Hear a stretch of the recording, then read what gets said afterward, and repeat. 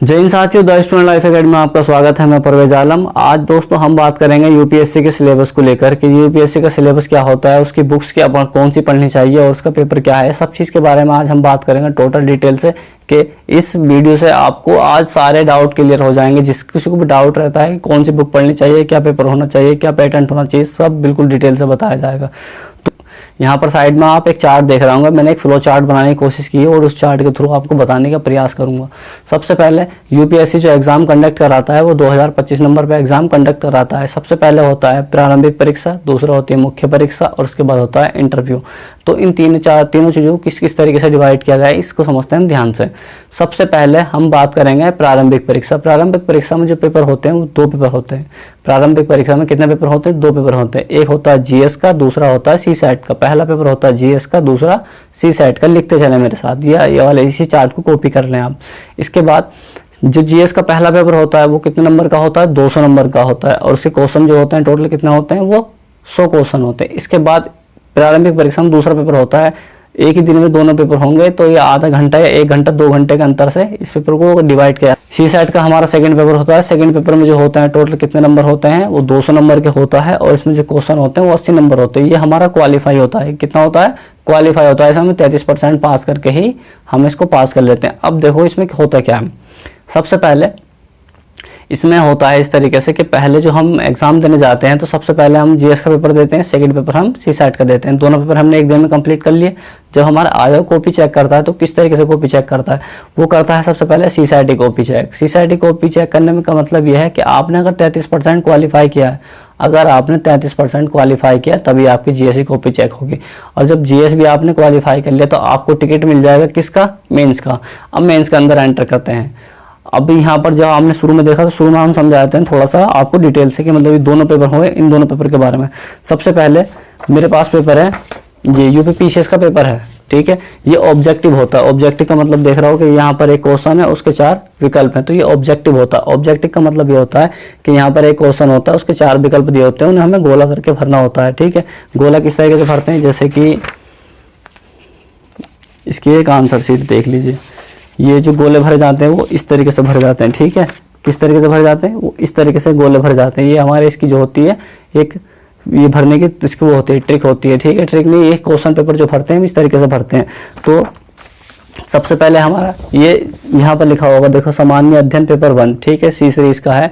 तो इसका पेपर जो है हमारा पहला ये किस में आता है? प्रीलिम्स में आता है। अब इसके बाद सेकंड पेपर होता है हमारा किसका?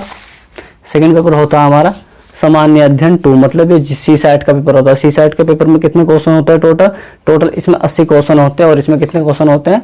200 क्वेश्चन होते हैं। अब यहाँ पर इसकी डिटेल से तो मैं सिलेबस नहीं बताऊंगा, लेकिन इसका डिटेल से सिलेबस अभी बता के चलूंगा, क्योंकि हैंड टू हैंड आप इसे भी लिखते चलें अपने साथ। देखो सबसे पहले इसमें आता क्या है, इसमें सीसैट में आता क्या है। सीसैट में सबसे पहले अभी आपने दोनों पेपर देख लिए। यहाँ पर आपने जीएस का पेपर भी देख लिया और उसके बाद कुछ का पेपर देख लिया, आपने सीसैट का पेपर देख लिया। तो इन दोनों को कवर करने के लिए हमें सबसे पहले क्या चाहिए?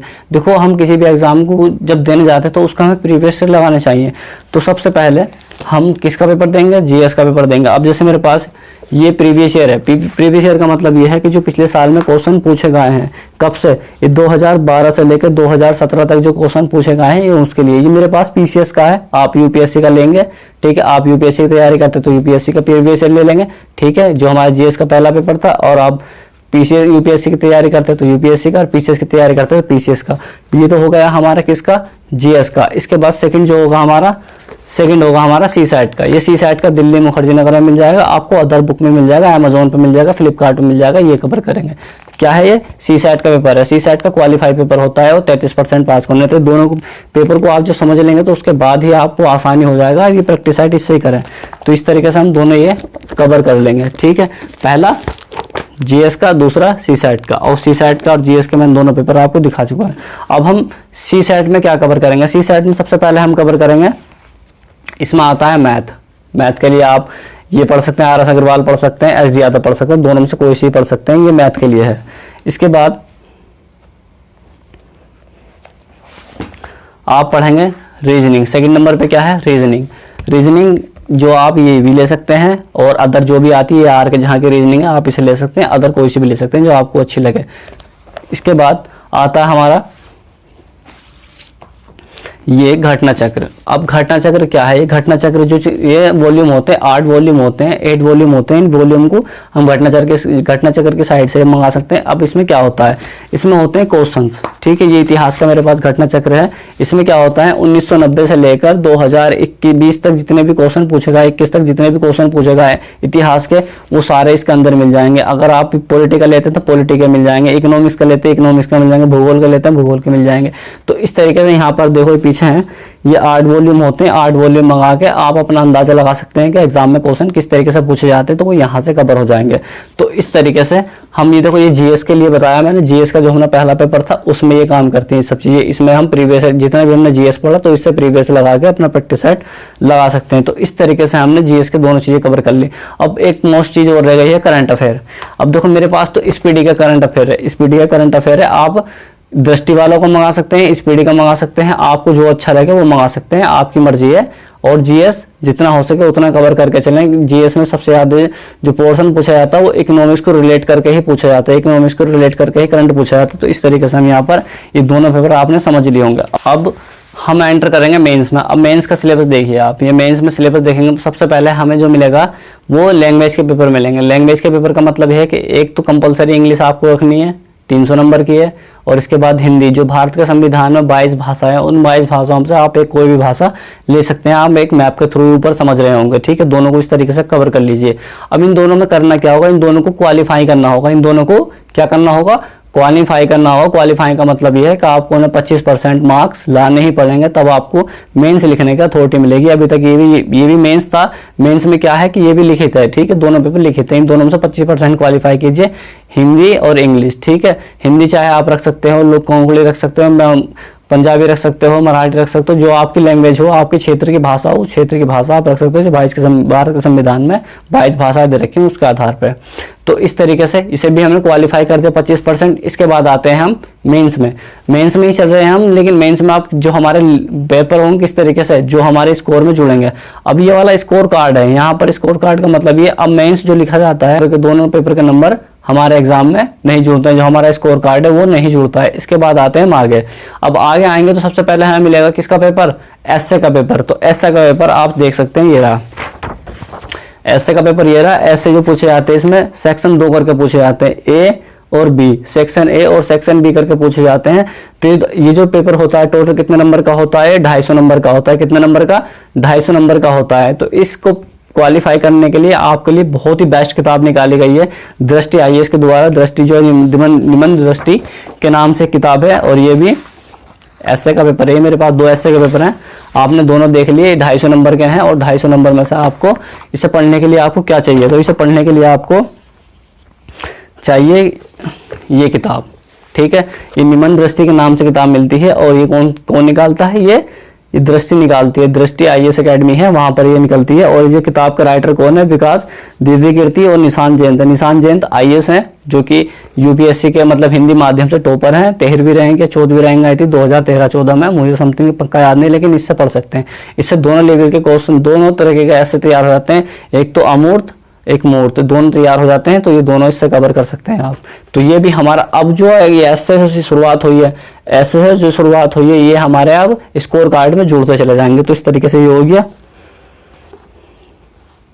अब यहाँ पर आपने क्या कवर कर लिया, आपने पीटी का कवर कर लिया दोनों, इसके बाद दोनों लैंग्वेज के कवर कर लिए, इसके बाद हमारा जो नंबर हो गया में जो हमारा निबंध था वो भी कवर कर लिया। अब आते हैं GS1। GS1 का पेपर है जो, ठीक है। हमारा GS1 के पेपर में क्या करेंगे, अब ये रहा GS1 का पेपर। GS1 के पेपर के अंतर्गत क्या पूछा जाता है, GS1 जो होता है वो 250 नंबर का होता है। कितना नंबर का होता है, 250 नंबर का होता है। इसके अंदर क्या क्या पढ़ना होता है हमें, इसके अंदर क्या क्या पढ़ना, जैसे आपने जीएस का पेपर देखा पहला, तो उसमें क्या क्या पढ़ना होगा। जीएस का पेपर सबसे बड़ा पेपर है, और इसी पेपर को हम किस तरीके से पढ़ सकते हैं। सबसे पहले भूगोल, ठीक है। भूगोल पूछा जाता है। भूगोल 2 तरीके से पूछा जाता है, एक तो भारत का भूगोल, एक विश्व का भूगोल, और इसके साथ ही पूछा जाता है भौतिक भूगोल। इस तरीके से पूछता है जीएस में। ये जीएस में पहले हम, अगर आप बिल्कुल ही बिगिनर हैं और आपको भूगोल बिल्कुल समझ में नहीं आता, तो ये इस तरीके से एनसीईआरटी आती है। ये एनसीईआरटी मंगा सकते हैं 6 से 12 तक। 6 से 12 तक आप एनसीईआरटी मंगा सकते हैं। ये अगर आपको अच्छा समझ में आता है, नॉर्मल है, आप कोई दिक्कत नहीं है आपको, तो आप क्या कर सकते हैं, आप इस तरीके से मंगा सकते हैं। ये भी मुखर्जी नगर में मिल जाएगी। देश और उसके निवासी, देश और उसके निवासी भाग 1 इस तरीके से भाग 2 देश और इसके निवासी भाग 2। तो इसी तरीके से एक और भाग है, इसका 3 भाग है, मतलब 6 की, 7 की और 8 की। इस तरीके से ये ले लीजिए 3 आप, इनसे काम हो जाएगा। इसमें भारत का भूगोल भी है, इसमें विश्व का भूगोल भी, इसमें भौतिक भूगोल भी सब है, और इतनी आसान लैंग्वेज में कि एक ही बार में समझ में आ जाएगा आपको। और इसके बाद भूगोल में आप क्या करेंगे, ये वाली 2 एनसीईआरटी मंगा लीजिए आप, 3 एनसीईआरटी मंगा लीजिए, भाग 1, भाग 2, भाग 3, इस तरीके से मंगा लीजिए। अगर नहीं मंगा सकते तो आप 6 से 12 तक एनसीईआरटी मंगा लीजिए इस तरीके से। तो एनसीईआरटी मंगा दिए, और ये दोनों में से कोई भी एक चीज़ कवर करके उसके बाद आप पढ़ लीजिए महेश कुमार बड़वाल। महेश कुमार बड़वाल में भी क्या दे रखा है, यहाँ पर 6 से 12 तक सार दे रखा है, 6 से 12 तक का सार दे रखा है, ये कवर हो जाएगा आपका भूगोल। भारत का भी, विश्व का भी, इसमें भारत का भी भूगोल दे रखा है, विश्व का भी दे रखा है, और इसमें भौतिक भूगोल भी दे रखा है, ये भी कवर कर देगी।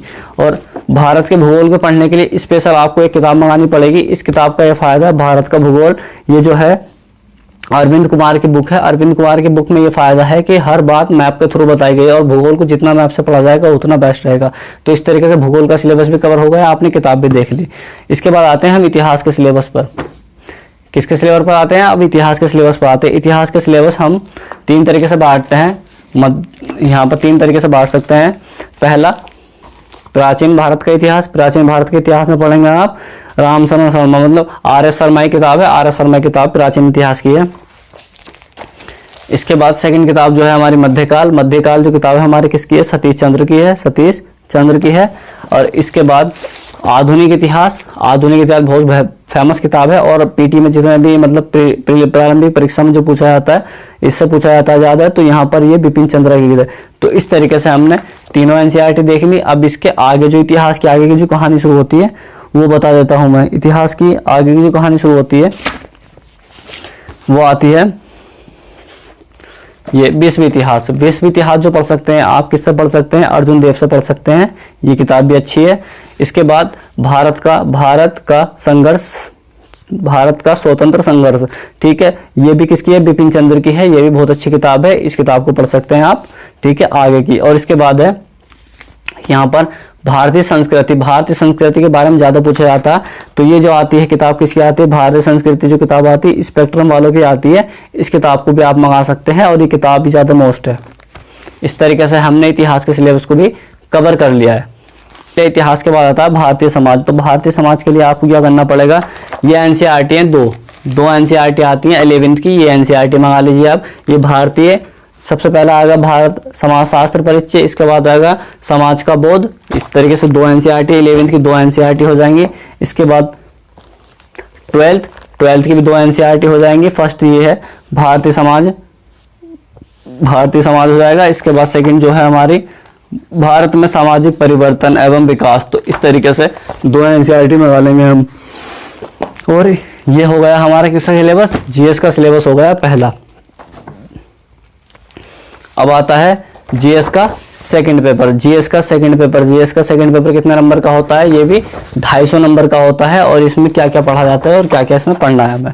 सबसे पहले यहाँ पर अगर आपको पॉलिटी बिल्कुल समझ में नहीं आती तो आप 11 की एक एनसीईआरटी मंगा सकते हैं। ये दे रखा है आपको नाम राजनीतिक सिद्धांत। इसके बाद दे रखा है स्वतंत्र भारत में परिवर्तन, ठीक है, स्वतंत्र भारत में परिवर्तन। 2 एनसीईआरटी मंगा सकते हैं हम सेकंड पेपर के लिए, मतलब जीएस का सेकंड पेपर जो इससे कवर कर सकते हैं। इसमें और क्या पूछा जाएगा, इसमें सबसे ज़्यादा मोस्ट जो किताब है ये है, सबसे ज़्यादा मोस्ट किताब जो एम लक्ष्मीकांत मंगा सकते हैं आप, और ये ही बहुत ज़्यादा मोस्ट किताब है। अगर आपको बेसिक है तो आप ये एनसीईआरटी मंगा सकते हैं। आपको पॉलिटी अगर समझ में आती है तो ये पढ़ सकते हैं साथ में। और साथ में एक चीज़ और पढ़ेंगे, लेकिन साथ में हमें कॉन्स्टिट्यूशन भी पढ़ना पड़ेगा, बेयर एक्ट आपको मंगाना पड़ेगा। अब आता है हमारा जीएस का थर्ड पेपर। जीएस का थर्ड पेपर भी 250 नंबर का होता है, और ये भी जुड़ता है। तो इसमें सबसे ज़्यादा जो मोस्ट होता है वो क्या होता है हमारा, ये इकोनॉमिक्स होती है। क्या होती है, इकोनॉमिक्स होती है। इकोनॉमिक्स के लिए आप रमेश सिंह की किताब मंगा सकते हैं, बहुत ही ज़्यादा मोस्ट है, बहुत ही बढ़िया किताब है, ये पढ़ के देखना आप, गजब है ये किताब। इसके थर्ड पेपर में जो पूछा जाता है वो पर्यावरण पूछा जाता है, तो पर्यावरण आप यहाँ से पढ़ लेंगे। और ये भी जो है ये राग पर ऊंचाई किताब है, इस दोनों पढ़ लेंगे। एनसीईआरटी है और ये एडवांस बुक है, ये दोनों पढ़ के भी आपका काम हो जाएगा। और साथ में जो पढ़ना होता है हमें इंटरनल सिक्योरिटी के लिए भी हम ये पढ़ लेंगे। कौन सी पढ़ लेंगे, ये इंटरनल सिक्योरिटी के लिए जो किताब है वो है अशोक कुमार की, आईपीएस है, ये भी बहुत अच्छी किताब है, इसे पढ़ सकते हैं आप। इसके बाद जो मैंने पॉलिटी की बताई थी, पॉलिटी के साथ अगर आप पढ़ लेंगे हमारा ये भारतीय वो है हमारी संसद सुभाष कश्यप की किताब है, बहुत अच्छी किताब है। ये सेकंड पेपर के लिए, जीएस के सेकंड पेपर के लिए है। तो इसके बाद अब जीएस का आता है हमारा 4 पेपर। जीएस के 4 पेपर में हम क्या करेंगे, जीएस का 4 पेपर जो जीएस का जो 4 पेपर होता है वो होता है इथिक्स का पेपर। तो इथिक्स के लिए सिर्फ एक ही सब्जेक्ट है और एक ही किताब है, और इसमें हमें पढ़नी पड़ेगी लेक्सिकॉन की, पढ़ सकते हैं आप। ये लेक्सिकॉन की किताब है, नीति शास्त्र है, नीति शास्त्र लेक्सिकॉन की किताब है, बहुत ही मोस्ट किताब है, इसे पढ़ सकते हैं आप। तो इस तरीके से हमने जीएस के सारे कवर कर लिए। अब अच्छा हमारा यहाँ पर उसमें देख रहा हूँ आप चार्ट में, क्या ऑप्शनल जो भी रखना चाहें आप रख सकते हैं। उसको 2 पेपर होते हैं, एक पेपर होता है 250 नंबर का, दूसरा पेपर भी 250 नंबर का होता है। ये भी हमारा काउंट किया जाता है। तो इस तरीके से हमने 17-50 नंबर कंप्लीट कर लिए हैं। अब जो बचा हमारा इंटरव्यू जो होता है हमारा कितना होता है, 275 नंबर का होता है। तो इस तरीके से मैंने हर किताब को आपको बता चुका हूँ। दोस्तों ये किताबें अपने आप मंगा के आप तैयारी करते रहें। आप हो सकता है आपको किसी भी कहीं भी कोई वीडियो देखने की जरूरत ना पड़े, सारा सिलेबस आपका कवर हो चुका है विद पेपर के साथ। और हमसे जुड़ने के लिए हमारे टेलीग्राम चैनल को ज्वाइन करें और